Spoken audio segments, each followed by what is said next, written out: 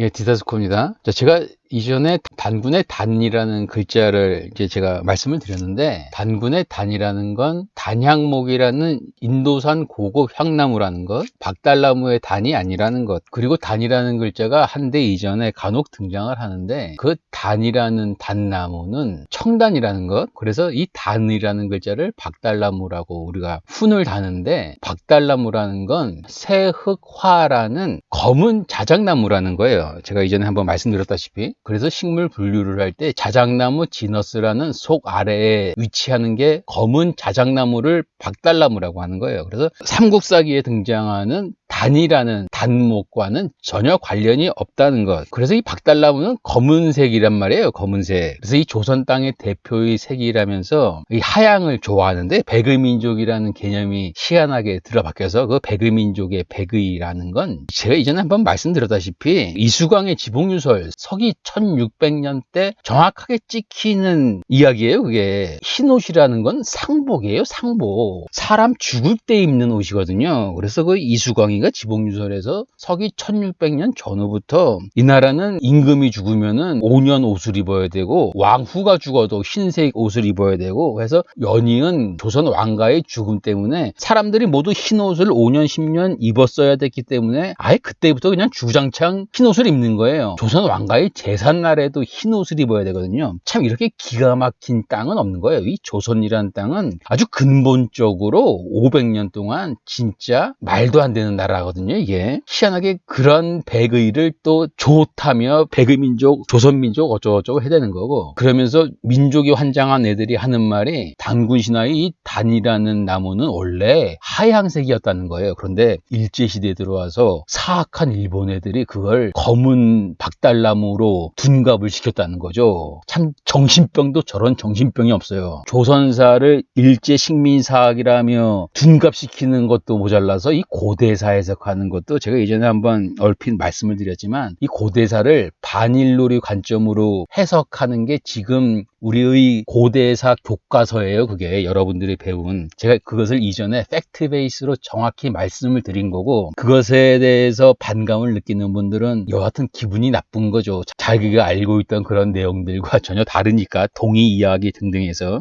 팩트를 팩트로 받아들이고도 쉽지 않은 거죠, 그게. 그래서 원래 진짜 진리란 건 알면 두려운 거예요, 저런 족속에게는. 그런데 이 단이라는 글자를 박달나무로 훈을 단 게 신중 유합에 아마 처음 등장할 거예요. 이게 제가 찾아보니까 이 신중 유합이라는 게 유합이라는 책을 덧대서 개정했다는 거예요. 이게 그래서 신중 유합인데, 이 책이 1576년에 나온 거고 유합이라는 책이 이전에 등장을 해요. 그래서 유합이라는 게 아마 1500개 글자에 훈을 단 거고, 신중 유합은 2000여 개의 글자가 될 거예요. 유합이니 신중 유합이니 이 원본을 보면은 우리의 그 옛말을 제대로 좀 알 수 있어요. 소학 언어 등등의 책들을 보면은. 그래서 제가 우리말에 상당히 관심이 있어서 예전에 한번 틈틈이 봤어요. 이런 거를 상당히 재밌어요, 이게. 그래서 민족놀이만 하지 마시고 이런 거를 한번 좀 제대로 좀 보세요. 정작 민족놀이 하는 애들 치고 제대로 우리 것에 대해서 아는 애들은 극히 드문 거죠. 이게 이 나라의 것에 대해서 역시나 나만큼 파본 사람 있으면 나와보라고 해요.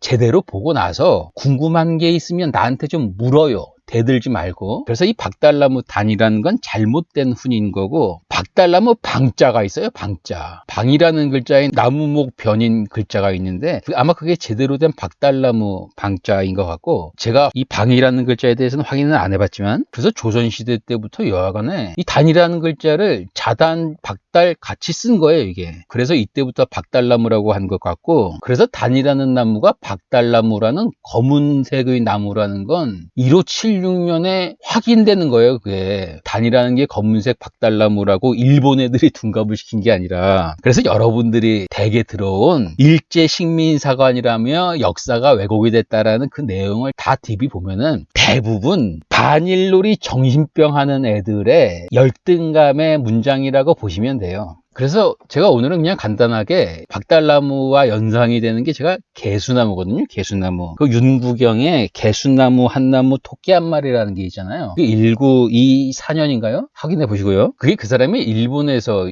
유학하면서 만든 노래인데, 개수나무라는 건 역시나 없어요. 이것도 이 개수나무라는 건 일본 나무예요. 일본 나무. 일본 나무에 카스라라는 걸 한자로 월개라고 하거든요. 일본 애들이. 여기에 개를 따서 나무수를 붙여서 개수나무라고 한 것일 뿐이에요. 조선 땅에 개수나무라는 건 없었어요, 이게. 그리고 역시나 그 노래대로 이 땅의 고대 사람들이 달을 보고 저기에 토끼가 개수나무 아래에 있다는 그런 개수나무 한 나무라는 이야기도 없었어요. 단지 윤구경이라는 사람이 일본에 가서 일본 나무를 보고 만든 동화일 뿐이에요, 그게. 그래서 개수나무 이야기를 짧게 제가 말씀드리면 월토 혹은 옥토라고 해요. 중국 신화 전설 중에 달에 거주하는 투즈, 토자, 토끼라는 거죠. 걔를 월토 또는 옥토라고 해요. 그래서 우리가 옥토끼라고 하는 거예요, 이게. 그래서 이 달에 토끼가 있다는 게 구런의 시에 등장한다는 거죠. 천문이라는 편에. 야광하덕, 밤빛이 참 덕스럽구나. 사이우육, 죽어서도 기르네, 죽어서도 양육을 하네. 그 이익이 유하, 이 유라는 글자는 오른쪽에 세 추가 있는데 각볼문의 글자 모양이 매의 두 발을 줄로 묶어서 사냥을 돕다, 이런 의미의 유예요. 그래서 영어로는 preserve, keep to예요. 그 이익이 참으로 돈독하구나, 뭐 이런 식으로 해석을 하면 돼요. 이게 뭔 뜻이냐면 아래에 나오는 시들도 마찬가지고 중국 사람들이 고대에 달을 볼 때요, 저 달이 크레이터 그 어두운 부분이 있고 밝은 부분이 있잖아요. 그 보름달을 본다고 가정을 하면 검은 부분이 있고 흰색 부분이 있잖아요, 보름달에. 그래서 중국 사람들이 검은색으로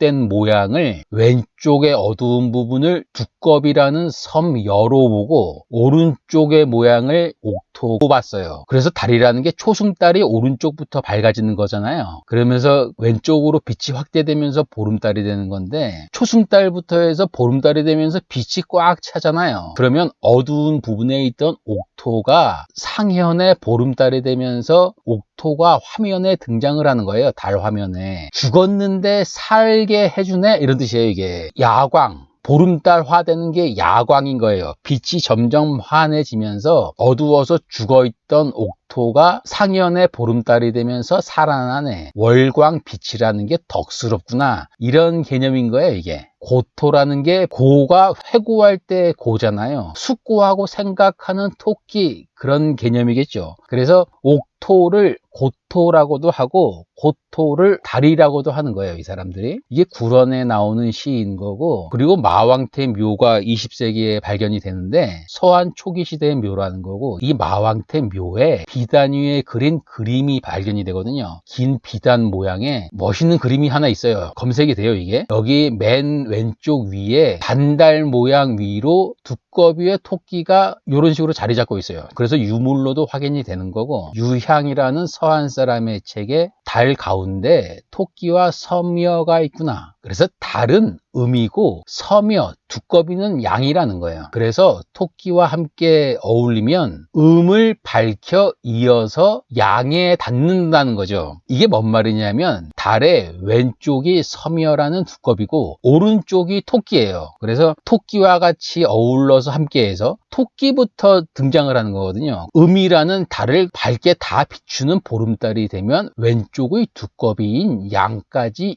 있게 돼서 보름달인 밝을 명이 된다는 거예요, 이게. 그래서 이런 것을 혹시나 문장으로 봐도 대체 저게 뭔 뜻인지 제대로 말을 해주는 사람이 없어요. 그래서 고대 시에는 토끼를 달로 대신했다는 거죠. 토끼 하면 달인 거고, 소통, 유신, 강총의 6세기 사람들 시에도 등장을 해요. 3호라는 게 15, 보름달이잖아요. 3호, 15 보름에 달이 밝게 꽉 차는 거고, 4호라는 건 20일이잖아요. 이제 금음달로 지는 거예요. 오른쪽이 어두워지는 거예요. 그러면 두꺼비와 토끼는 결 어그러진다, 그런 개념이에요, 이게. 그래서 달의 초승과 금음의 그 모양을 이해하면 자연히 해석이 되는 시인 거고, 금파래 백토, 금의 물결이 오면서 백토 백토가 되는 거예요. 금의 물결이라는 건 초승달부터 해서 오른쪽에 비치는 거잖아요. 하얗게. 그렇게 하얗게 비친다는 걸 금파라고 말을 하는 거예요. 밝은 파문이 생기면서 백토가 드러나는 거죠. 백토라는 게 뭐예요? 하얀 바탕에 검은 토끼라는 거예요. 이게 양목이라는 나무 아래에 창호라는 게 전설상의 새예요. 새. 토끼 그림자가 맥맥 이어져 비춘다. 금포를 골드예요. 골드. 노란색으로 보는 게 낫겠죠. 여기에선. 여기도 마찬가지고 노란색의 파문이 생기면서 하양 바탕의 토끼가 등장하는 거고, 금빛이 포진이라는 게 금파로 전체 보름달이 되는 거예요. 이게 규수라는 게 뱀물이에요. 뱀물. 뱀동물이 뚝뚝 떨어져서 옥으로 된 단상을 만든다는 거고, 달의 무늬를 이런 식으로 사람들이 보는 거예요. 본생경에 여우, 달이에요. 달, 수달. 그리고 원숭이, 토끼가 이 네 마리 짐승이 매일 돛 닦는 사람의 곳에 가서 돌을 들었다는 거예요. 청강을 했다는 거예요. 이 동물들이. 그런데 어느 해에 가뭄이 들어서 수도자가 옮기려고 했다는 거죠. 먹을 게 없으니까. 그러니까 네 마리 이 짐승들이 그를 만류했다는 거예요. 가지 말라고. 그러면서 자기들이 음식을 구해오겠다는 거죠. 그래서 토끼는 자기가 생각하기에는 자기는 힘이 없는 거거든요. 다른 애들과는 달리. 그래서 토끼가 스스로 불에 뛰어들어서 자기 공양을 했다는 거죠. 이게 본생경에 있는 내용을 일본 애들이 곤자쿠모노카타리라는 12세기에서 15세기 책에 이렇게 등장을 시키면서 토끼가 자기 공양을 한다는 내용은 일본 애들이 본생경을 통해서 전달되는 이야기인 거고, 이 본생경이라는 불경은 따로 없는 거예요. 이거는 이 본생경이라는 건 팔만대장경이 없어요. 이거는 제가 이 불경에 대해서도 정말 진하게 봤고, 암경 같은 것도 제가 다 봤어요. 그걸 다 제가 필사를 해서 봤거든요. 제가 불교에 미친놈이에요. 원래 아마 나만큼 불경에 대해서 깊게 본 사람은 없을 텐데, 그래서 제가 영어 번역을 잘할까요? 한자 번역을 더 잘할까요? 다 똑같은 거예요. 그래서 제대로 이 글에 대해서 좀 의욕이 생기면 번역이라는 건 똑같은 거예요. 이게 근데 세상에 이게 한자 번역과 영어 번역을 제대로 하는 사람은 거의 없어요. 웨스턴에는 특히나 없어요. 웨스턴에는 한자 번역을 이렇게 할 수가 없어요. 걔들은 유전자 자체가. 그리고 당나라 은성식, 예전에 제가 그 당나라 때도 서양에 갔었다. 아라비아 홍해까지. 거기까지의 만남의 역사가 있었다라는 걸 얘기하면서 은성식 얘기를 했는데, 은성식의 유양잡조라는 책이 있어요. 상당히 유명한 책이고, 아는 사람만 아는, 유양이라는 게 호남성에 있는 도시예요. 이게 상당히 재밌는 책이고, 제가 나중에 한번 소개시켜 드릴 때 되면 소개시켜 드리고, 여기에 월계라는 게 나오거든요. 월계라는 나무가 있는데 높이가 500장, 한 장이 3m예요 이 당시. 그래서 1500m인 거고, 그 아래에 한 사람이 항상 나무를 뱄다는 거죠. 그런데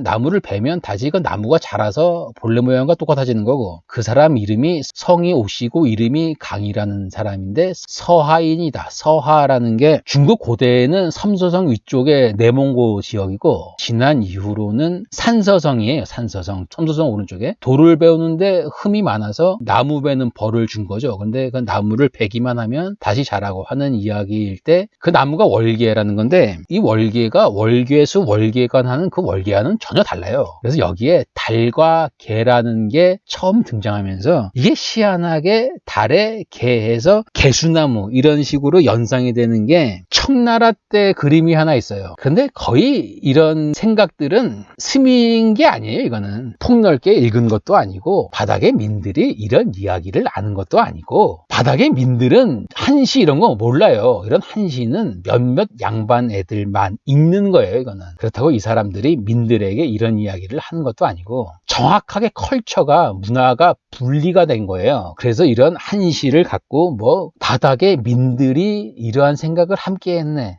그렇게 여기지 마세요. 전혀 달라요. 이게 살아온 게. 그래서 개화, 단계, 육계, 월계라는 나무가 있어요. 개화, 단계를 은목서, 근목서라고 해요. 목서라는 것도 한자예요. 한자. 그래서 굳이 개수나무 서라고 하는데 뭐 말도 안 되는 훈인 거고, 얘들 모두 대부분 중국과 인도 쪽에 자생하는 나무인 거고, 아니면 일본이나 한반도와는 거의 상관없는 나무들이에요. 이런 건 다 일부 자생할 수는 있어도. 그래서 개화, 단계는 올리어시라는 올리브예요. 올리브나무 과 패밀리에 속하는 나무인 거고, 얘들을 은목서, 근목서라고 따로 하는 거고, 육계, 월계라는 건 로럴나무예요. 로럴나무. 로리어시라는 패밀리 과인 거고 전혀 달라요. 각각의 두 개들이. 그래서 로마에서 월계관을 쓴다고 하잖아요. 걔들이 로럴이라는 월계라는 라우루스예요. 로마 애들이 라우루스라고 했거든요. 이 월계관의 이파리를 쓰는 거고, 종려나무라고도 하나요, 이거를? 이거는 지중해에서만 나는 나무고, 특히나 극동과는 전혀 상관이 없는 나무예요. 이 월계를 같이 이해하면 절대 안 되는 거예요. 이건 달의 개라는 거예요. 이거는 전설상에 전혀 상관이 없는 나무인 거고, 이 월계를 로럴이라고 하는 거고, 영어 애들 책 보면은 베이칠이라고 해요. 베이칠이. 그래서 특히나 이 월계라는 건 극동과 전혀 상관이 없는 나무예요. 극동과 아무런 족보가 없는 나무고, 더군다나 일본 애들이 카스라라고 하는, 그래서 이것을 윤구경이 개수나무로 갖고 왔지만, 이 카스라라는 건 위에 4개 나무와도 전혀 상관없는 나무예요. 이거는 일본 애들 나무인 거고, 위에 개라는 것과도 전혀 상관없는 나무고, 같은 개라는 글자를 쓰지만, 이걸 일본 애들이 스키노 카스라라며 달의 카스라 하면서 얘들이 달을 보면서 개수나무를 연상했는지는 모르겠으나 옥토키 이야기와도 전혀 상관이 없어요. 이거는. 그래서 개수나무 한 나무라는 건 윤구경이라는 사람이 그냥 일본에 가서, 이 카스라라는 게 일본에서 상당히 진한 나무예요. 일본 민들의 정서에 깊게 담긴 일본의 그 아이젠 카스라라는 소설이 있어요. 20세기 초에. 그래서 그게 우리의 그 아씨라는 드라마처럼 60, 70년대에 방영된 드라마예요. 그 아이젠바시 노래 애연구요라는 게 일본 애들 전역이 다 아는, 이 카스라라는 나무 자체도 일본 애들만의 정서에 진한 나무인 거고, 그런 아이젠바시의 아이젠 카스라가 너무나 일본 애들에게 흔하게 알려진 거고, 그걸 윤구경이 일본에 유학 갈 때 가서 그냥 평범하게 듣본 거고, 일본에 가서야 그거를 개수나무 한 나무라면서 동요를 만든 건데, 전혀 조선 사람들의 바닥의 정서와 아무런 상관없는 게 개수나무 한 나무라는 반달 노래예요.